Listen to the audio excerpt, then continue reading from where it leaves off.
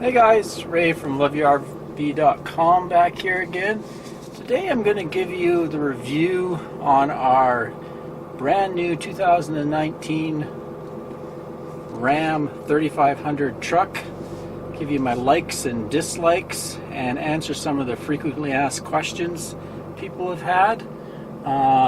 We got 4,270 miles on it now, and a good half of that has been towing, so I think I got a good feel for what we like and don't like about it. So let me just go up here and park, and I'll go through the likes, dislikes, and frequently asked questions. So number one on my like list is the amazing power and torque of the new truck. It's just fabulous compared to our old 94 truck.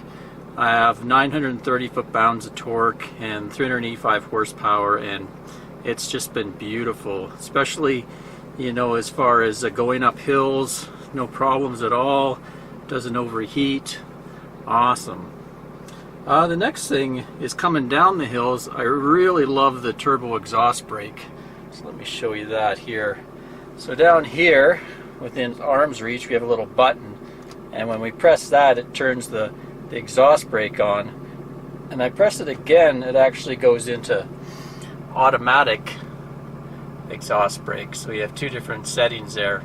And in the automatic, when I'm going down a grade, it'll pretty well hold speed without even touching the brakes. When I'm on full exhaust brake, it will actually slow the truck down, so I really love that. I really like the Ison transmission that I got. I got that as an option. It's more of a heavy-duty transmission compared to the original Chrysler, at least that's what they say. But it's really worked well with my rear end. I have the 3:4:2 ratio, not 410s or 373s, but the Ison transmission has some lower ratio first and second gears, so I have no problem getting off the mark with it. So I don't miss not having 410s, at least with my load. You know, it could vary if you got a lot heavier load. With mine, it's been a perfect choice, going with that rear end and that transmission. Also, I like the electronic gear selector. So you look on here, your selector has a plus and a minus button, and you can actually lock out different gears. So if I press the button, let's see, just let me put it in drive here. There we go. So you can see as I push the button, I can select different gears, and they show up on the display there. So there's 5. If I set it to 5, it won't go into 6th gear at all. If I go down and set it to 4, it won't go in 5th or 6th gear. So I found that really handy. I found with my rig, with those 3/4/2 rear end gears and my rig's weight and everything, I like to tow pretty well all the time with 6th gear locked out. I find if I leave it in 6th gear, any little hill or something like that, it'll start to hunt, especially if you're in, say, cruise control. When I hit a steeper grade, I actually like to put it into even down into 4th.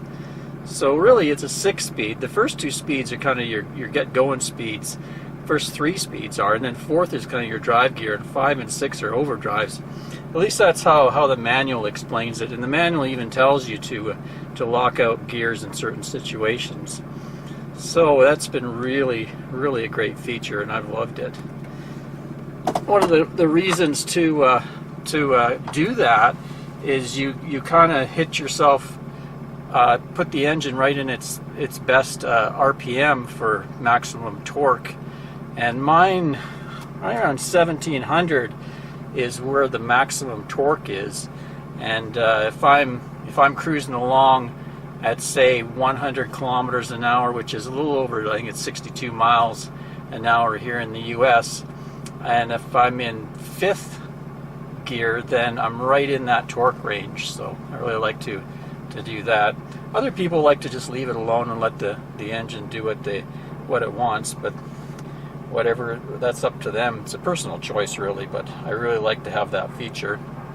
The other feature is the huge payload capacity of the rig. So let me show you the door sticker here. Let's just shut the motor down. There we go. Sort of hard to get that into focus, but it says 3,995 pounds payload capacity. So that's awesome. Even my old dually truck was around 3,000. Gotta love that. So with that capacity, that means I can carry a lot of stuff in the bed of my truck and not have to worry about overloading the capacity at all. Our fifth wheel's pin weight is around 1,700, so you can see I have a lot of extra to play with there. Also, it's really quiet for a diesel truck, like compared to our old truck.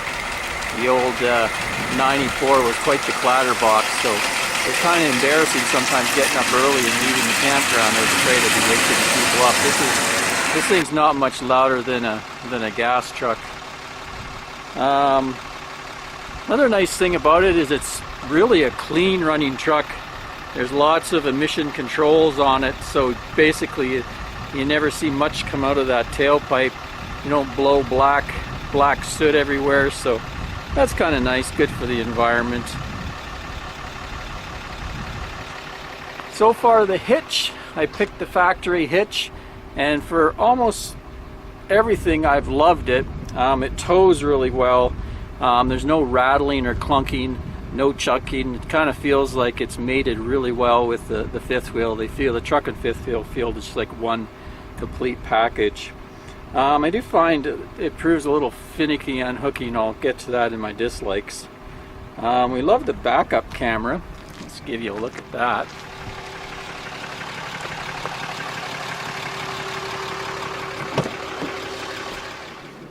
There it is there. I don't have the big center console media center, so it just comes up in the rear view mirror, which is kind of nice. And it's also got the park sense, so it sounds off if you're getting too close to something. Kind of old hat to a lot of people with modern vehicles, but for us it's really been nice. Especially when you have such a big truck and a long bed to park, it comes in really handy. Next, I've really liked all the gauges. The instrument panel is easy to read. It's right in view of the driver. Everything's really clear. I like the center information area. It's easy to get to all the different information you need. You know, tire pressure's in there, coolant, all kinds of information. For a base model, it's actually got quite a bit of stuff going on in there.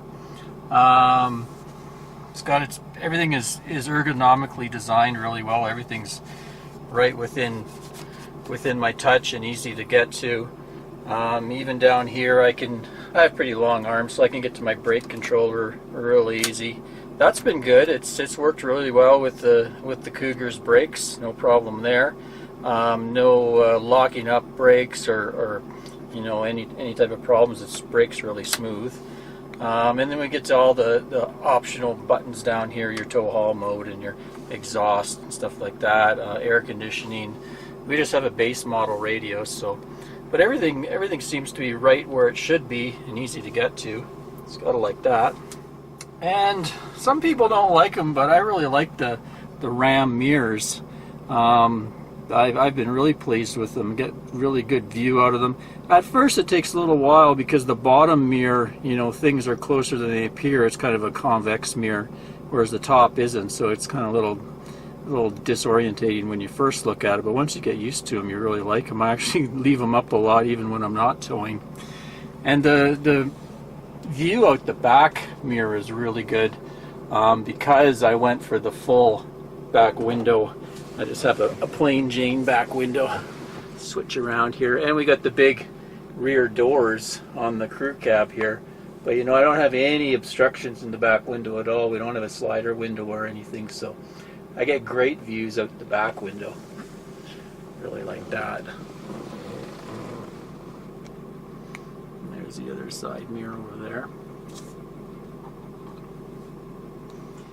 Okay, so lots of likes, lots of likes. Let's get to some of the dislikes. There's always things you're going to find wrong with any vehicle. One thing that I really don't like is I found some dents have appeared. I don't know if you can see this in the camera, but there's actually a couple small ones and another one right here. Sometimes when I look along here, I almost see like it's rippled a bit on the bed. I don't know if it's going to come through in the camera. They're not major. Let's see, let's pan it through there, but they are there. And I don't see how that happened in a parking lot or anything. They're too up high, unless someone fell against it. But it was funny because a couple tiny ones happened up here, then a larger one happened down here. Then I noticed a few little ripples. If you just get the right light, you can really see them. Sort of right there. Yeah, they're right in the center there. So, I don't know. I have a feeling maybe it's some kind of factory defect that went on once the truck settled. Some dents and ripples appeared. So, I'm going to take it back and see if they can do anything about that. That's the only really flaw that I've noticed anywhere in the body. Another minor quibble I have with it is the steering. So I'm coming from the old Ford Dually that was a lot lower. It wasn't a four-wheel 4x4, and it had that old twin I-beam suspension. They had a really good front end on them. It never went out of alignment, and it really was great steering, I found, in corners and stuff like that. So this one is taking a lot to get used to. It's much different. I almost describe it as being a little bit floaty in the corners. I'm always kind of understeering or oversteering. Could be that I'm just sort of getting used to it. It is a 4x4, so it's got that front axle versus a front suspension like my old one did. So also it's a lot higher and different viewing angles, but I do find it a little more difficult on curvy roads. I really have to pay a lot more attention.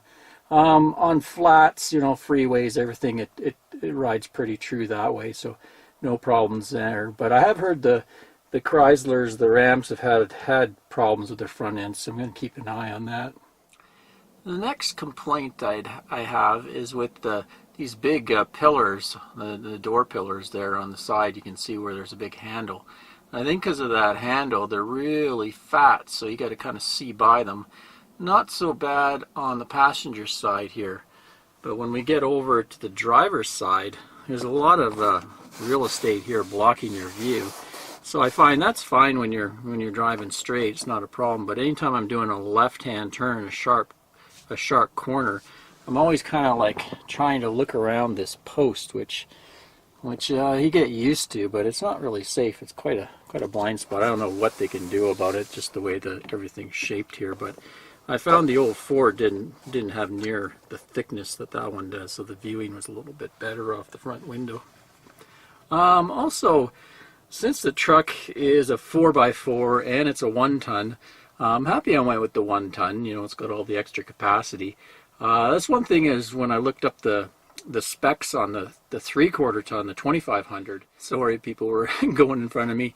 Anyway, like I was saying, the 2500, when I looked it up, when you get the outfitted with the diesel engine and the big heavy-duty transmission and hitch and everything, my payload dropped to 2,200 pounds, which wouldn't be really enough for towing our Cougar around and all the stuff that we load in plus us. So I had to step up to the 1-ton, and because of that, it's pretty bouncy when it's unloaded. If you're going to go off-road, kind of jerky, you know, when you get big lumps, and which could be fairly normal for a 4x4. We haven't had a 4x4, so I don't have any really reference myself. I remember driving in a friend's 4x4, and you know, you get off-road and start going through some washes and stuff, it can get pretty bouncy. But I do find it quite bouncy.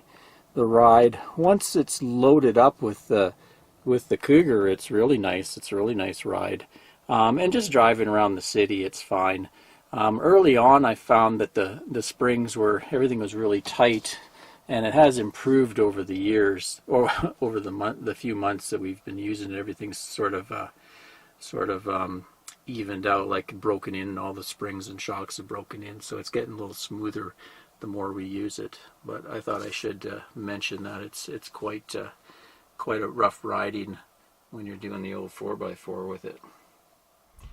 I do have one complaint with this new hitch. It's the M20 Ram hitch, and hooking up is real easy, but I find unhooking a little finicky.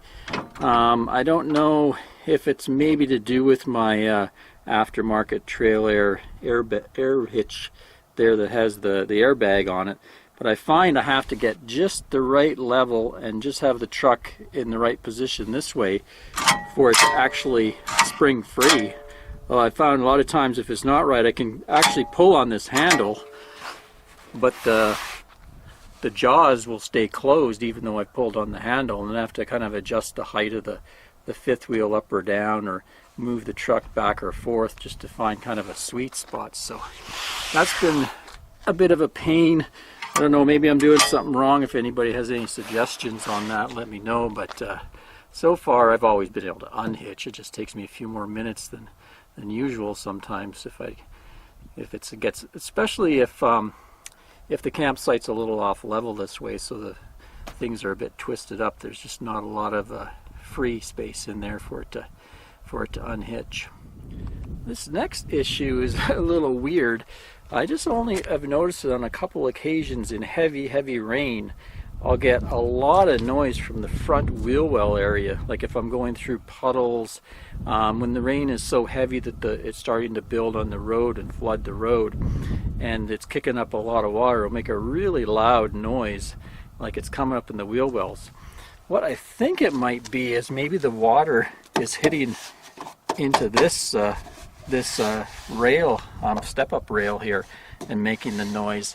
Probably be solved with a set of front mud flaps. So I think I'll install those and see how it goes. And the final dislike. Just let me open the door.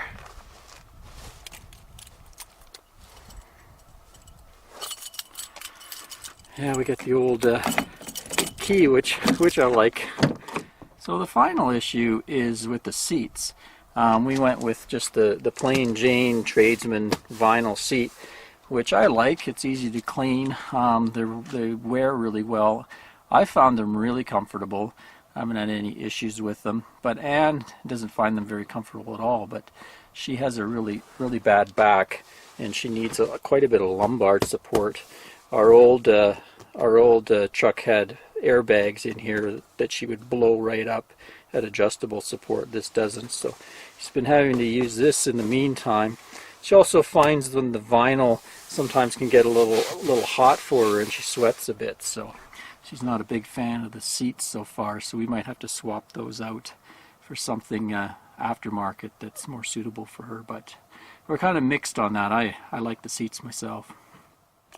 Oh yeah, another thing Anne didn't like about the truck, she thought the starter motor sounded kind of cheesy for a big truck.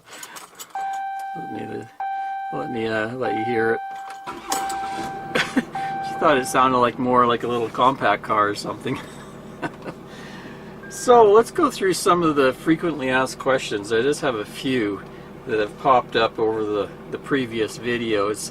Of course, there was all the gear selecting and locking out gears. A lot of people had questions on that. I hope I explained that. And then there was dually versus a single wheel that we have. Have we noticed any difference in stability by going with the single wheel? And I have to say no. So we've towed our normal path down the coast and over the mountains and on the freeways and in heavy winds, and I can't say I've noticed much difference. In fact, I find this truck with our particular trailer is more stable and I feel safer with it, mainly because I have the new features. I have tow haul mode.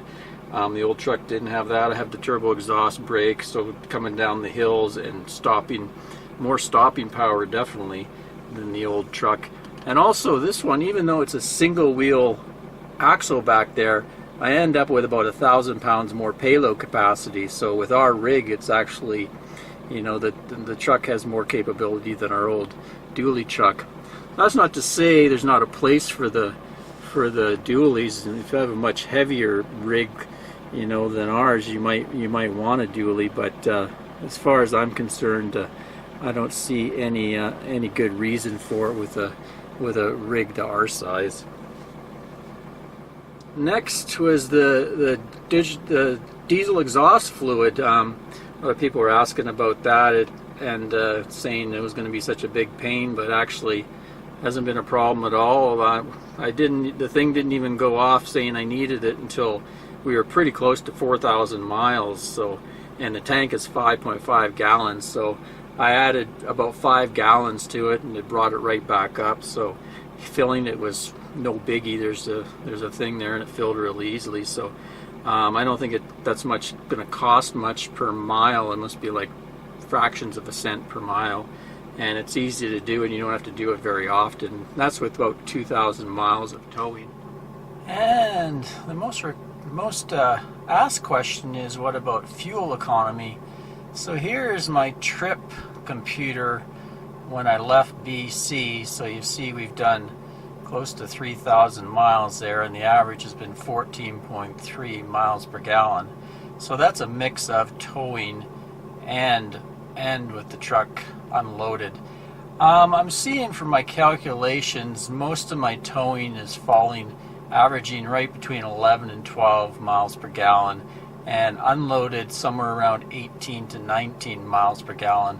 That's not babying the throttle or anything. I'm actually trying to give the engine a good workout when it's early, break it in. So it might improve from there, but I'm quite happy with that. The old truck used to average maybe around 10 when it was towing, and 15, 16 when it wasn't towing. So overall it's pretty good. So anyway, that's Ray from loveyourrv.com, just updating you on the truck after we've used it a little while. I'll probably update you again going forward, maybe when we get back to BC after the whole snowbird trip is over. Also, you'll probably see the truck in some upcoming videos and touring about and stuff like that. So any further questions, just leave them in the comments, and I'll try to answer them for you. Till next time, Ray from loveyourrv.com. Happy trails, folks.